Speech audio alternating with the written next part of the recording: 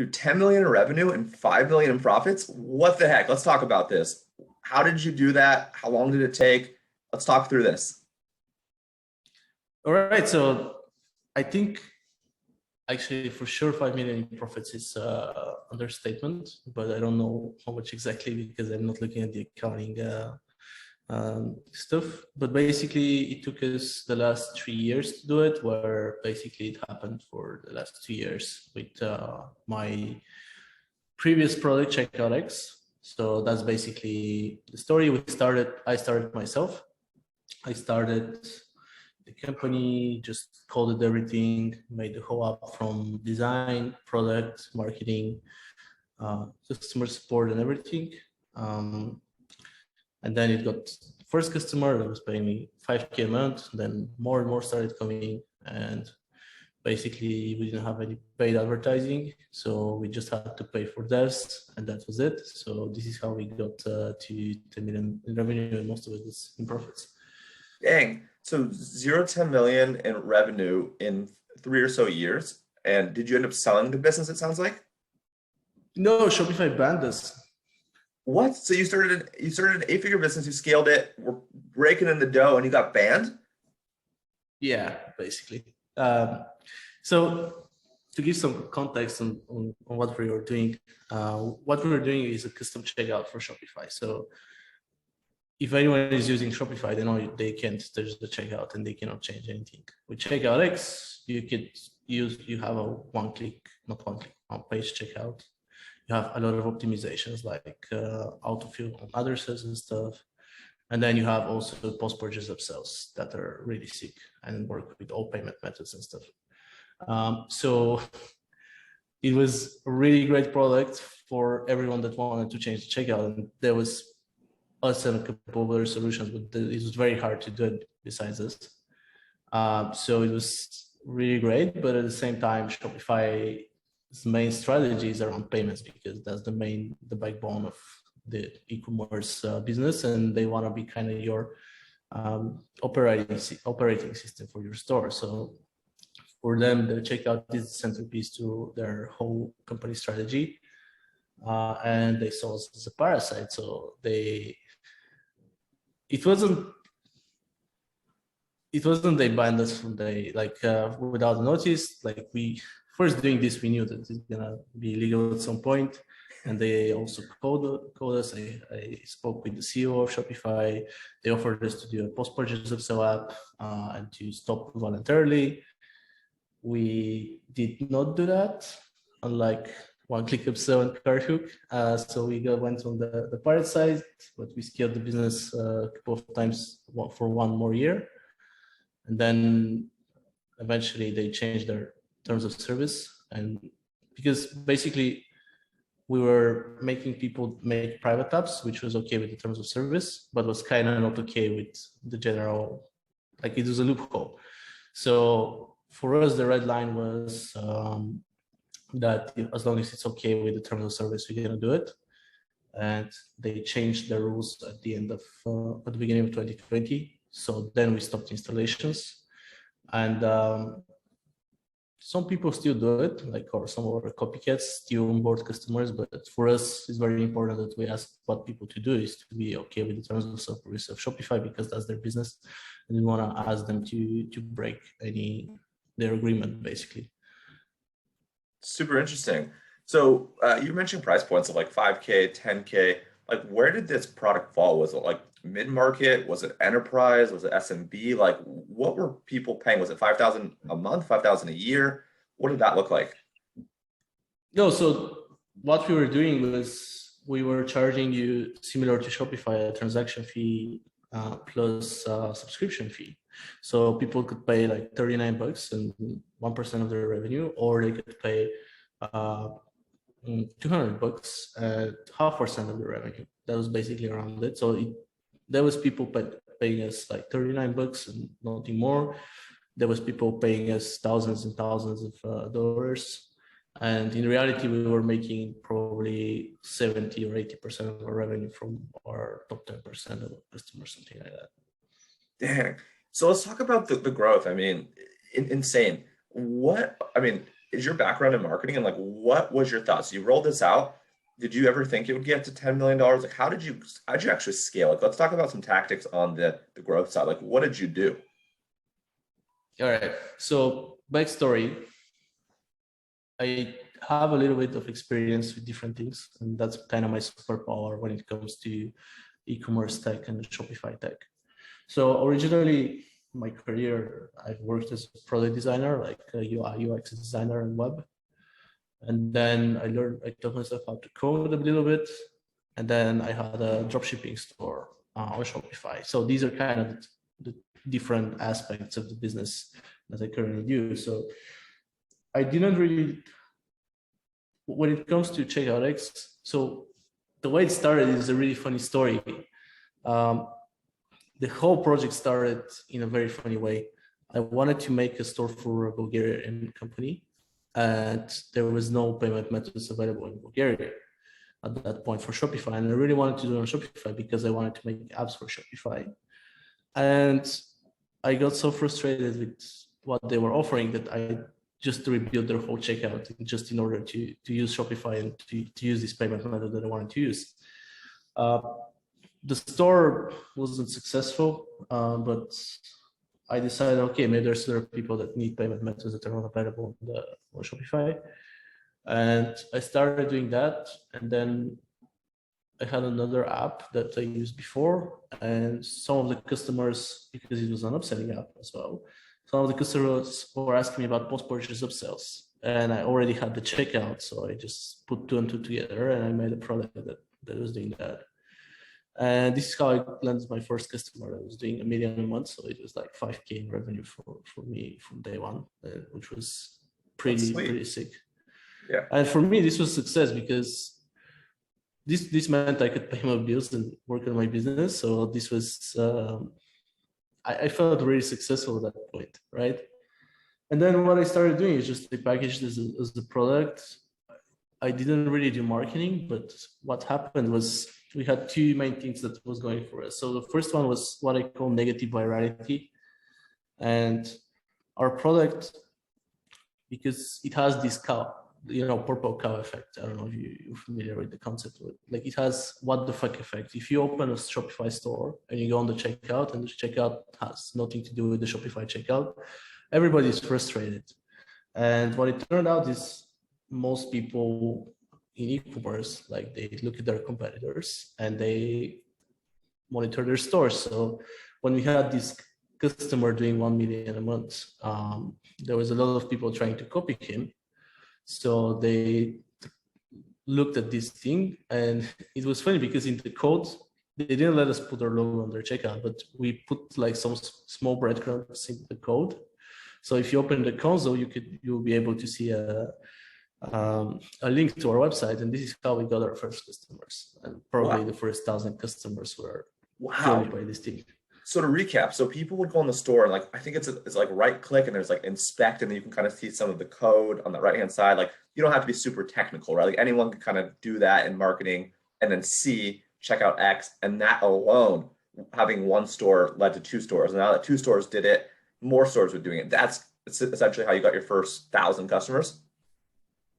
Pretty much. Wow. And then what happened was a lot of people that make courses and stuff were actually using our products, and they started asking us, can I get a support, like an affiliate link? So we made this affiliate platform where we didn't give them any contract or anything, but we told them, look guys, if you bring anyone, you get between 15 to 25% of the revenue we make forever. And we didn't make contracts, but at the same time, we gave them a platform where they could have total transparency to see which store signed up, how much money we made, and how much money they made. And it's like to this day, like we've paid out hundreds and thousands of dollars through this program. But to this day, people still have stores that are still using us because we still operate, we just can't onboard new stores.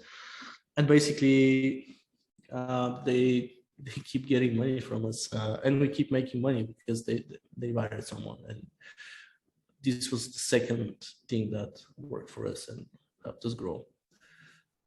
I love it, man. I appreciate you sharing that. So it sounds like, again, the business is still somewhat operational. You're not onboarding anyone new, but you're kind of maintaining business. Is that still where you personally are focused, or are you working on anything new at the time? No, so what we're doing is we have a new product. It's called Vanga AI. What's it You called? can find it Vanga AI, Okay. Vanga, and you can find it on the Shopify App Store. So basically, we wanted to make a new product. We wanted to keep working on this space because we really like it and we have success with it. And we looked at Checkout X, and first we could not do the same thing on Shopify anymore. But the whole product it was made for this specific niche, so it didn't make sense to port it. We ported it to WooCommerce, but it wasn't successful because people didn't have these problems there that Shopify merchants have. That and other things, but like the e-commerce space is not as good if you want to be a developer on e-commerce. It's harder to make money. You can make money, but you need to work harder, I think. So what we're looking at is what's the one thing we can do that is going to have a monumental impact on our customers, and it's going to help them grow, right? So what we saw that even though not all people were using post-purchase upsells on our store, on Checkout X, 10% of the volume of Checkout X was going through only from post-purchase upsells. So we saw that, we were like, oh wow, it's huge. But at the same time, even the people that were using post-purchase upsells, they would just set one upsell. They would never, most of them would not optimize, they would not A/B test, they would not do many of these things. So we were thinking, okay, clearly people don't have the time to do this at scale. So it's a tremendous opportunity for e-commerce merchants that they're missing out. And we wanted to take these upsells and to go on the next level, right? Because there's a lot of apps that do that. But we wanted to innovate and basically disrupt the space. So we came up with this AI solution that is basically your virtual AI upsell employee. So you just install the app, you click enable. It's gonna look at your order history. It's gonna make, it's gonna get ideas on what would upsell with what, and then it's gonna start offering upsells to your customer. It's gonna learn from them, similar to how Facebook ads work. So at the beginning, you're gonna get a pretty decent conversion rate, and with time, it's gonna get better and better until you actually have amazing results. And right now, our average conversion rates per store is like 12 or 13% conversion rate on the upsells, which when you think about it, imagine you get one extra sale minimum, one or two extra sales on each sale, right? So it's crazy. And it doesn't sound that, like, it sounds small, but these kind of changes accumulate over time. And if you can increase your bottom line by 10%, it doesn't mean you're gonna grow it by 10%. It means then you can spend more on ads and you can spend more on other stuff. And this means you can 2x, 3x your business very quickly.